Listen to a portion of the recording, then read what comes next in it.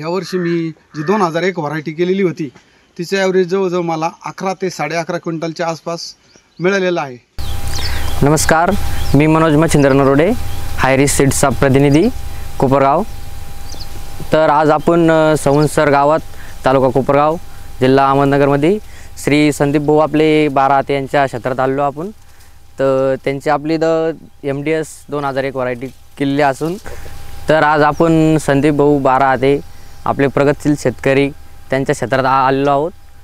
तर त्यांनी आपले MDS 2000 ही 1 एकरामध्ये 1 बॅग केलेली असून आज त्यांच्या क्षेत्रात आलो आपण. त्यांचं मनोगत आपण त्यांच्याकडून व्यक्त करून त्यांना 2 शब्द बोलायला लावू. नमस्कार, मी संदीप बबनराव 12 मुक्काम पोस्ट संवत्सर, तालुका कोपरगाव, जिल्हा अहमदनगर.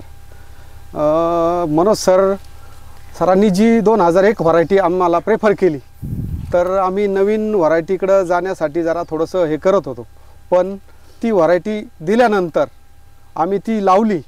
ती लावल्यानंतर जर्मिनेशन तिचं 95 ते 97% उगवण क्षमता झाली. आणि हायरिस्क सीड्स 2001 ही व्हरायटी खूप सुंदर आणि उगवण क्षमता 95 ते 97% आहे त्याची. त्यानंतर तिची फुलधारणा 35 ते 40 दिवसात खूप फुलं येतात, त्याला येऊन जातात. नंतर तिची ब्रँचेस पण खूप वाढतात तिच्या. आपली अल्कलाईन जमीन आहे ना, तर त्या हिशोबाने मला ती 2001 सुंदर व्हरायटी वाढली. आणि दुसरं बघितलं गेलं तर शेंगाच्या ज्या संख्या आहे, तर आपण जी पूर्वी जी व्हरायटी करत होतो तर तिच्यापेक्षा खूप शेंगाचं प्रमाण आहे ह्या क्षेत्रासाठी.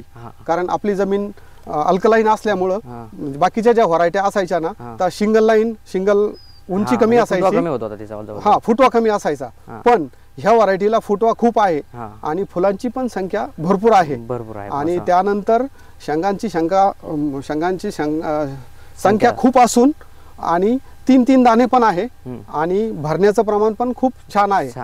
आणि रासायनिक याचा पण समजा आपण पूर्वी जे स्प्रे करायचो ना ह्या जमिनीसाठी, तर स्प्रेचं प्रमाण पण कमी झालं.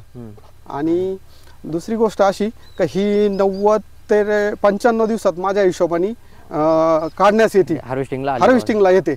आणि त्यातल्या त्यात काय होतं, शेंगाची जी हाईट आहे ना, खाली पासून तर वरपर्यंत टॉपपर्यंत शेंगाचं प्रमाण खूप आहे. आणि दाण्याची संख्या पण तुम्ही बघू शकता का 3 दाण्याची शेंगा आहे. आणि शेंगाचा पण खूप साईज पण खूप छान आहे. पूर्वी जे करायचो ना आपण त्यापेक्षा खूप मोठा दाणा आहे. हो.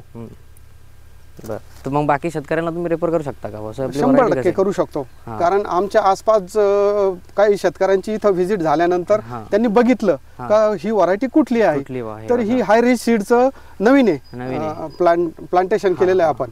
पण पूर्वीचं जो पारंपरिक शेती करायचो आपण आणि पारंपरिक बीज जे वापरायचो, तर शेतकऱ्यांचं म्हणणं असं आहे का पुढच्या वर्षी आम्ही ह्याच बियाचा पेरणी करणार आहे.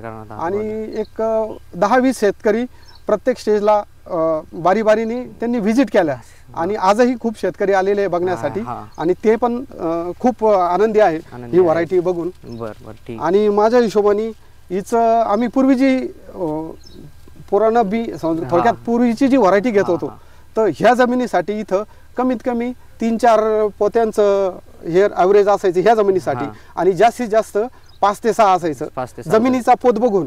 आता मी ही व्हरायटीचं एक अंदाज बघून सांगू शकतो की ही व्हरायटी 10 ते 11 पर्यंत 100% जाऊ शकते. कमीत कमी 10 तर मला अपेक्षित आहे बा. कमी पावसाच्या आणि मध्ये पावसाचा थोडासा ताण पडल्यामुळे ताण सुद्धा सहन करते ही व्हरायटी. ताण बी सहन केला बा. हो, काही फुलगळ वगैरे काही वाटली? अजिबात नाही, फुलगळ वगैरे काहीच नाही. आणि स्प्रे पण कमी लागत्या. आणि दुसरी गोष्ट, ह्या वर्षी येलो मोजॅक खूप आलेला आहे बाकीच्या व्हरायट्यांवर, तसं हिच्यावरती तुम्ही बघू शकता कुठेही येलो मोजॅकचा प्रादुर्भाव नाहीये. आणि मला ही व्हरायटी खूप छान वाटली आणि मी तर खूप खुश आहे. माझ्यानंतर आमच्या शेजारी पाजाऱ्यांना पण मी शेतकऱ्यांना सांगू शकतो का तुम्ही ह्या पुढच्या वर्षी तुम्ही हे लावू शकता हायरिस्क सीडचं बी. तुम्ही त्यात 3-4 व्हरायट्या आहे, तुम्हाला जी योग्य वाटत तुमच्या जमिनीसाठी ती तुम्ही करू शकता. आणि दुसरी गोष्ट एक सांगू शकतो मी की ही व्हरायटीची पिरियड आहे 95 ते 97 दिवस. पण ॲक्च्युली आपले हे 97 दिवस होऊन गेलेलं आहे. ज्या दिवशी पाऊस चालू झाला त्या दिवशी 95 दिवस झालेले होते. आज हिला 100 दिवस होऊन गेले. माझ्या हिशोबाने 101 दिवस असू शकतो, 100 किंवा 101 दिवस, तरी पण ती ह्या कंडिशनला उभी आहे आणि कुठेही फुटलेली नाही आणि शेंगा फुटत नाही. आणि उन्हाचा जो ज्यावेळेस पाऊस गेल्यानंतर जो उन्हाचा प्रखर ऊन पडल्यानंतर जे हे होतं ना, तर शेंगा फुटत नाही. यातलं कुठलेही शेंगा फुटलेला दिसणार नाही तुम्हाला. आणि ही व्हरायटी जास्त पाऊस झाला आणि पाण्यात जरी उभी राहिली तर तुम्ही 8 दिवस थोडंसं लेट जरी झालं तरी तुम्हाला काही अडचण नाही, म्हणजे नुकसान शेतकऱ्यांचं होणार नाही, एकाही दाण्याचं नुकसान होणार नाही. आणि एक दुसरी गोष्ट एक सांगू शकतो का ही हायरिच सीड्सचे जी सोयाबीनचे जे सीड्स आहे यात माझ्या हिशोबाने एक 4 ते 5 व्हरायटी आहे. त्यातली त्यात सॉईलला कुठल्या सॉईलला कुठली व्हरायटी लागू शकते. शेतकऱ्यांनी याचा विचार करून आणि त्यांनी पुढच्या वर्षी खूप प्रमाणात लावावी. हिचं 100% मी तर म्हणतो आपल्या भागात अदर व्हरायटीचं एक 5-6चं ॲव्हरेज आहे ह्या कंडिशनला. तर हायरिच सीडचं कुठलीही व्हरायटी करा जमिनीच्या हिशोबाने कमीत कमी 9, 10, 11, 12 पर्यंत जाऊ शकता. निसर्गाच्या वातावरणानुसार कमी जरी पाऊस झाला तर बाकीच्या व्हरायट्या एक 3-4 क्विंटल पर्यंत येत्या. आणि ही व्हरायटी माझ्या हिशोबाने हिला सुद्धा पाण्याचा ताण बसून सुद्धा ही 10च्या खाली येणार नाही. आणि काही व्हरायट्या अशा आहे का तुम्ही जर नीट व्यवस्थापन जर केलं तर तुम्ही 15-16 पर्यंत जाऊ शकता. तर माझं शेतकरी बांधवांसाठी एक आव्हान राहील का हायरिच सीडचा पुढच्या वर्षी खूप प्रमाणात त्यांनी पेरणी करावी आणि उत्पन्नाचा लाभ घ्यावा असंच मी सांगू शकतो. आणि तुम्ही जे आम्हाला हायरिच सीड्स बद्दल जी माहिती दिली आणि आम्ही ती स्वतः अवलंबली त्याबद्दल तुमचे व तुमच्या सर्व टीमचे खूप खूप आभार. धन्यवाद संदीप भाऊ, तुम्ही तुमचा मौल्यवान वेळ दिल्याबद्दल आणि कंपनीविषयी तुम्ही जे हायरिच सीड्सवर 2 शब्द बोलले त्यासाठी खूप आम्ही आभारी आहोत. धन्यवाद. धन्यवाद. मी संदीप बबनराव बाराते, मुक्काम पोस्ट संवत्सर, तालुका कोपरगाव, जिल्हा अहमदनगर. मी ह्या वर्षी हायरिच सीड्स कंपनीची 2001 ही व्हरायटी केली होती. तर त्या सोयाबीनचं ह्या वर्षी मला माझ्या रानात माझं रान अल्कलाईन साईड आम्लीय रान क्षेत्र आहे. तर त्या क्षेत्रात मला बाकीच्या इतर व्हरायटीचे ॲव्हरेज जनरली मला 7-8च्या आसपास बसायचं.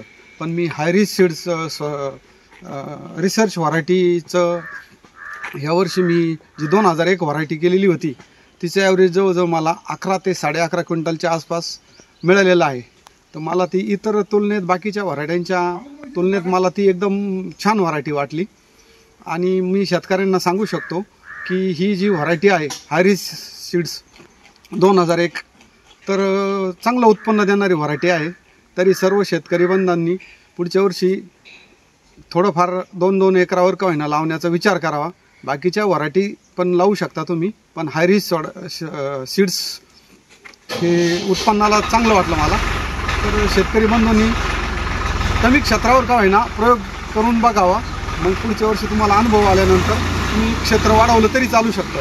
पण शेतकऱ्यांना मी आजच्या महागाईच्या हिशोबाने मी सांगू शकतो की खर्चाच्या हिशोबात जर बघितलं आपण तर खर्चाच्या मानाने आपल्याला हे जे इल्ड निघलं आहे तर ते समाधानकारक आहे. आणि खर्च वाढत चालला त्या तुलनेत शेतकऱ्यांनी उत्पन्न देणारे व्हरायटीज केल्या पाहिजे असं माझं शेतकरी बंधू बहिणींना. आणि धन्यवाद कंपनीचे जे आम्हाला कंपनीचं जे मार्गदर्शन लाभलं व त्यातून आम्हालाही पण फायदा झाला उत्पन्नाच्या याच्यातून.